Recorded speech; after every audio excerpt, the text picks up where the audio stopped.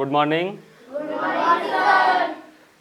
Welcome to my YouTube channel KPM Learning Institute. Today I will read about geometry. आज हम geometry के second part में देखने वाले हैं एंगल के बारे में। किसके बारे में पढ़ने वाले हैं? एंगल के बारे में। इसके पहले जो फर्स्ट क्लास थी, फर्स्ट क्लास में हमने लाइन के बारे में पढ़ा था। लाइन क्या होती है, रे क्या होता है। तो अगर आपने नहीं देखा है तो पहले उसको देख लें अच्छे से। इसके बाद इसके पार्ट 2 में हम लोग पढ़ेंगे एंगल के बारे में। तो यहाँ पे सबसे पहली जो हेडिंग हमारे पास है वो एंगल है। एंगल मतलब क्या होता है? कोण। एंगल मतलब क्या होता है? कोण। कोण की डिफिनीशन हमें पता होनी चाहिए कि एंगल की डिफिनीशन क्या होती है। तो एंगल की बात करते हैं जहाँ पे दो रेखाएं मिलती हैं। अगर हमारे पास कोई दो लाइन को हम मिला देते हैं तो वहाँ पे क्या बन जाता है? एंगल। अब हम लाइन को चाहे जिस तरीके से मिलाएं, चाहे ऐसे मिला दें, यहाँ जो बनेगा क्या बनेगा? एंगल बन जाएगा। इसका मतलब कहने का कि दो रेखाओं को हम अगर मिलाते हैं, दो लाइन को मिलाते हैं तो वहाँ पे क्या बन जाता है? एंगल बन जाता है। तो सबको एंगल की परिभाषा समझ में आ गई कि जब हम दो रेखाओं को मिलाते हैं तो वहाँ पे जो बनता है वही हमारा क्या कहलाता है? कोण कहलाता है या एंगल कहलाता है। समझ में आ गया? अब इसके बाद यहाँ पे एंगल के कुछ टाइप दिए गए हैं जिसको हमको बढ़िया से देखना है। तो सबसे पहले जो इसमें टाइप दिया गया है वो एक्यूट एंगल दिया गया है। कौन सा एंगल दिया गया है? Acute angle. एक्यूट एंगल का मतलब होता है न्यून कोण। एक्यूट एंगल का मतलब क्या होता है? न्यून कोण। न्यून कोण से पहले अगर हम बात करते हैं तो एक एंगल और भी होता है जो कभी कभी हमको बुक में देखने को मिलता है, जिसको हम कौन सा एंगल कहते हैं? जीरो एंगल कहते हैं। क्या कहते हैं? Zero angle. मतलब वो हमारा शून्य कोण कहलाता है। क्या कहलाता है? शून्य कोण कहलाता है। तो यहाँ पे लेकिन जो हमारे पास पहला एंगल दिया गया है वो कौन सा एंगल दिया गया है? न्यून कोण दिया गया है। न्यून कोण की परिभाषा पता होगी आप लोगों को। न्यून कोण की परिभाषा क्या होती है कि जिसका मान क्या होता है? जीरो से बड़ा हो। जीरो से क्या हो? बड़ा हो और 90 से छोटा हो। जीरो से क्या हो? जीरो से बड़ा हो और 90 से क्या हो? छोटा हो। 90 से क्या हो? छोटा हो। उसे हम कौन सा एंगल कहते हैं? एक्यूट एंगल कहते हैं। कि अगर ऐसी वैल्यू जो जीरो से क्या हो? बड़ी हो और 90 डिग्री से क्या हो? छोटी हो, तो ऐसे एंगल को कौन सा एंगल कहते हैं? एक्यूट एंगल कहते हैं। न्यून कोण कहलाता है। क्या कहलाता है? न्यून कोण। अगर एग्जाम्पल में देखें तो जैसे हम लिख सकते हैं 20 डिग्री का, 30 डिग्री का, ये सारे एंगल कौन से एंगल कहलाएंगे? हमारे न्यून कोण कहलाएंगे। इसके बाद हमारे पास जो सेकंड इसमें दिया गया है राइट एंगल दिया गया है। क्या दिया गया है? Right angle. राइट एंगल का मतलब होता है समकोण। राइट एंगल का मतलब क्या होता है? तो अगर थीटा का मान हमें 90 डिग्री दिया हो, थीटा का मान कितना दिया गया हो? 90 डिग्री दिया गया हो, तो ऐसा एंगल कौन सा एंगल कहलाता है? राइट एंगल कहलाता है। क्या कहलाता है? राइट एंगल कहलाता है। तो दोनों एंगल समझ में आ गए। अब इसके बाद हमारे पास अगर तीसरा एंगल की बात करते हैं तो तीसरा एंगल यहाँ पे क्या दिया गया है? ऑब्ट्यूस एंगल दिया गया है। कौन सा एंगल दिया गया है? Obtuse angle. और ऑब्ट्यूस एंगल का मतलब होता है अधिक कोण। कौन सा कोण होता है? अधिक कोण। अब ऑब्ट्यूस एंगल में क्या होता है कि अगर हमारे पास जो एंगल का मान होता है वो 90 से क्या हो? 90 से बड़ा हो। जो थीटा का मान हो वो 90 से क्या हो? बड़ा हो और 180 से क्या हो? छोटा हो। 180 से क्या हो? छोटा हो। तो थीटा का मान 90 से बड़ा हो और 180 से छोटा हो, तो ऐसे मान को हम कौन सा मान कहते हैं? अधिक कोण या ऑब्ट्यूस एंगल कहते हैं। एग्जाम्पल में जैसे यहाँ पे 90 से बड़ा हम 110 ले सकते हैं, 120 ले सकते हैं। तो ये सारे एंगल कौन से एंगल कहलाते हैं? ऑब्ट्यूस एंगल कहलाते हैं। कौन सा एंगल कहलाते हैं? ऑब्ट्यूस एंगल कहलाते हैं। इसके बाद अगर हम बात करते हैं अपना आगे हमारे पास दिया गया है, तो आगे हमारे पास कौन सा एंगल दिया गया है? Straight angle. स्ट्रेट एंगल का मतलब होता है सरल कोण। स्ट्रेट एंगल की बात करते हैं तो यहाँ पे जो थीटा का मान होता है कितना हो जाता है? 180 हो जाता है। क्या हो जाता है? 180 हो जाता है। और ये हमेशा सिंगल लाइन पे बनता है। कहाँ पे बनता है? सिंगल लाइन पे बनता है। और इसका हम प्रॉपर्टी के रूप में भी यूज करते हैं कि सीधी रेखा पे बना कोण कितने डिग्री का होता है? 180 या 180 डिग्री का होता है। तो यहाँ पे थीटा का मान कितना हो जाएगा? 180 डिग्री हो जाएगा। क्या हो जाएगा? 180 डिग्री हो जाएगा। अब इसके बाद अगला जो हमारे पास एंगल दिया गया है वो रिफ्लेक्स एंगल दिया गया है। रिफ्लेक्स एंगल का मतलब क्या होता है? बृहत कोण। कौन सा कोण होता है? बृहत कोण। और बृहत कोण क्या होता है कि जहाँ पे थीटा का मान 180 डिग्री से क्या हो?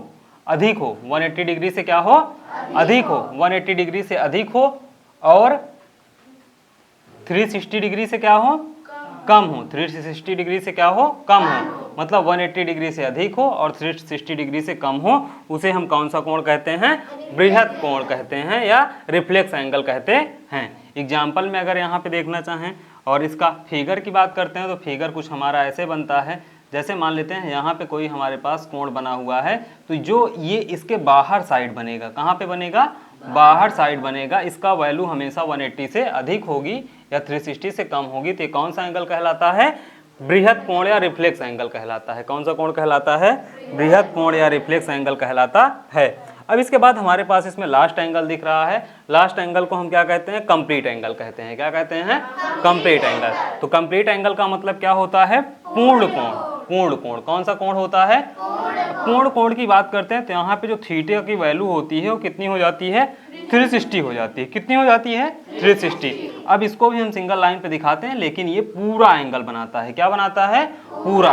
तो ये पूरा कंप्लीट एंगल बनाता है, तो इसे हम कौन सा कोण कहते हैं, पूर्ण कोण। और यहाँ पे थीटा की वैल्यू कितनी होती है, 360 डिग्री होती है। कितनी होती है, 360 डिग्री। तो एक बार हम इसका फिर से पूरा रिवीजन कर लेते हैं और तुरंत हमको पूरा क्या हो जाएगा, क्लियर हो जाएगा। तो सबसे पहले हमने किसके बारे में बताया, एंगल के बारे में, कोण के बारे में। कोण के बारे में हमने डिफिनीशन क्या याद किया कि जब दो लाइनें आके मीट होती हैं, दो लाइनें जहां पे आके मिलती हैं वहीं पे क्या बन जाता है, एंगल बन जाता है या कोण बन जाता है। समझ में आ गया। इसके बाद हमारे पास जो पहला एंगल दिया गया है, एक्यूट एंगल। एक्यूट एंगल का मतलब क्या होता है, न्यून कोण। क्या होता है, न्यून कोण। न्यून कोण की बात करते हैं, अगर न्यून कोण की बात करते हैं तो इसका मान जो होता है वो 0 से बड़ा होता है और 90 डिग्री क्या होता है, छोटा होता है। तो उसे हम कौन सा एंगल कहते हैं, न्यून कोण या एक्यूट एंगल कहते हैं। इसके बाद दूसरा हमारे पास एंगल दिया गया है राइट एंगल। कौन सा एंगल दिया गया है, राइट एंगल। राइट एंगल का मतलब क्या होता है, समकोण। और समकोण कितने डिग्री का होता है, 90 डिग्री का। इसके बाद अगला एंगल हमारे पास दिया गया है ऑब्ट्यूस एंगल। कौन सा एंगल दिया है, ऑब्ट्यूस एंगल। ऑब्ट्यूस एंगल का मतलब क्या होता है, अधिक कोण।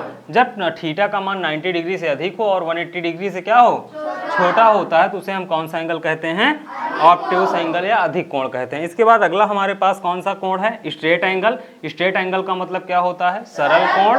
और यहाँ पे थीटा का मान कितना होता है, 180 डिग्री। और ये किस पे बनता है, सिंगल लाइन पे हमारा बनता है। इसके बाद अगला जो कोण हमारे पास दिया गया है, रिफ्लेक्स एंगल। कौन सा एंगल दिया है, रिफ्लेक्स एंगल। रिफ्लेक्स एंगल का मतलब होता है बृहत कोण। कौन सा कोण होता है, बृहत कोण। और इसमें थीटा का वैल्यू जो होती है 180 डिग्री से अधिक होती है और 360 डिग्री से क्या होती है, कम होती है। तो उसे हम कौन सा एंगल कहते हैं, बृहत कोण। अब इसके बाद हमारे पास अगला जो होता है कंप्लीट एंगल। कंप्लीट एंगल का मतलब क्या होता है, पूर्ण कोण। और यहाँ पे थीटा का वैल्यू कितना होता है, 360 डिग्री होता है और ये पूरा कंप्लीट एंगल बनाता है। तो इसे हम कौन सा कोण कहते हैं, कंप्लीट एंगल कहते हैं। तो इतना पूरा समझ में आ गया सबको, कोई प्रॉब्लम? तो इसका स्क्रीनशॉट ले लो, इसके बाद हम आगे पढ़ते हैं।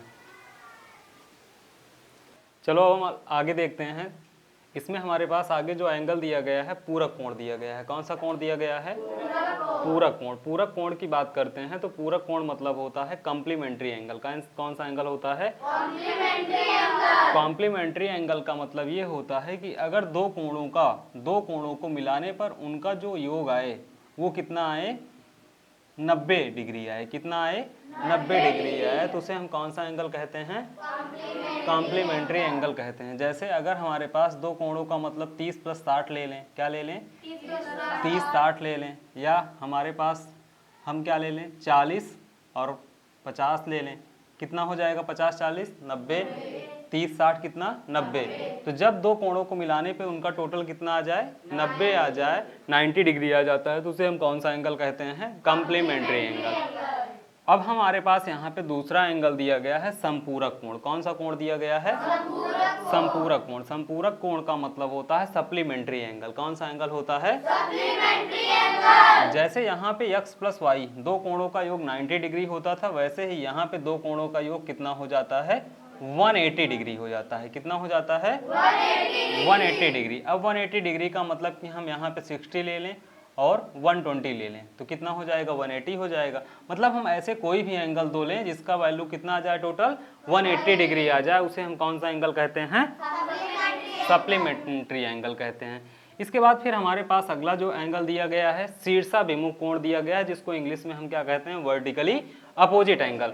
तो इसके बारे में पहले से भी पढ़ चुके हो तुम लोग। वर्टिकली अपोजिट एंगल का मतलब होता है कि अगर हमारे पास वह एक रेखा दूसरे रेखा को इंटरसेक्ट करती है तो उसमें जो आमने सामने के कोण होते हैं वो आपस में क्या होते हैं, एक वर्टिकली अपोजिट होते हैं। आपस में इसकी दोनों की वैल्यू हमेशा क्या होती है, इक्वल होती है। क्या होती है, इक्वल होती है। तो ऐसे कोणों को हम कौन सा कोण कहते हैं, शीर्षाभिमुख कोण या वर्टिकली अपोजिट एंगल। कि मतलब अगर एक रेखा को दूसरी रेखा काटती है तो उसमें आमने सामने के कोण आपस में क्या होते हैं, इक्वल होते हैं। अब इसके बाद हमारे पास अगला जो एक इम्पॉर्टेंट एंगल है वो कौन सा एंगल है, आसन्न कोण, एडजेसेंट एंगल कहते हैं। कौन सा कहते हैं, एडजेसेंट एंगल कहते हैं। एडजेसेंट एंगल कैसे बनता है, अगर हम जैसे यहाँ पे देखें एक फिगर के माध्यम से कि इसमें क्या होता है, एक ही शीर्ष होता है। क्या होता है, एक ही शीर्ष होता है और इसमें एक उभयनिष्ठ भुजा होती है। एक ही शीर्ष होता है और एक उभयनिष्ठ भुजा होती है। तो जब एक ही शीर्ष होगा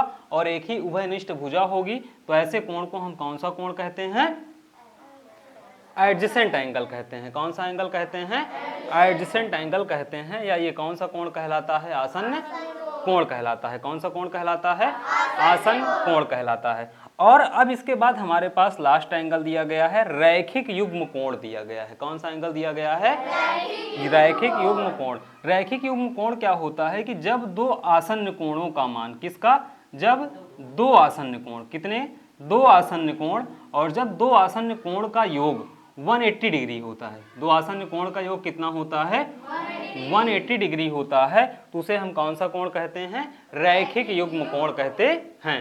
तो एक बार हम पूरा फिर से इसको रिपीट कर देते हैं, ध्यान से देख लो, उसके बाद फिर हम पढ़ते हैं। पूरा कोण दिया गया है, पूरा कोण का मतलब क्या है, कंप्लीमेंट्री एंगल। अगर दो कोणों का योग कितना हो जाएगा, 90 डिग्री, तो उसे कौन सा कोण कहते हैं, कंप्लीमेंट्री एंगल। दो कोणों का अगर योग कितना हो जाएगा, 180, तो उसे हम कौन सा एंगल कहते हैं, सप्लीमेंट्री। कौन सा एंगल कहते हैं, सप्लीमेंट्री। इसके बाद वर्टिकली अपोजिट क्या होता है कि अगर वन लाइन को दूसरी लाइन इंटरसेक्ट करती है तो आमने सामने के जो एंगल होते हैं वो आपस में क्या होते हैं, इक्वल होते हैं। तो उसे कौन सा एंगल कहते हैं, वर्टिकली अपोजिट। इसके बाद एडजेसेंट एंगल क्या होता है कि इसमें एक ही शीर्ष होता है तथा एक उभयनिष्ठ क्या होती है, भुजा होती है। एक उभयनिष्ठ क्या होती है, भुजा होती है। तो उसे हम कौन सा एंगल कहते हैं, एडजेसेंट एंगल कहते हैं। फिर लीनियर पेयर एंगल क्या होता है कि अगर दो adjacent angle, two adjacent angle का जो टोटल होगा वो कितना हो जाएगा, 180 डिग्री हो जाएगा। तो हम इसे कौन सा एंगल कहते हैं, लीनियर पेयर एंगल कहते हैं। तो पूरा एंगल बढ़िया से समझ में आ गया है। अब हम कल पढ़ेंगे जो है त्रिभुज के बारे में। किसके बारे में पढ़ेंगे, त्रिभुज, ट्रायंगल के बारे में पढ़ेंगे कि भुजा के आधार पे ट्रायंगल कितने प्रकार का होता है और कोण के आधार पे ट्रायंगल कितने प्रकार के होते हैं। तो अब हम मिलते हैं अगली क्लास में। जय हिंद।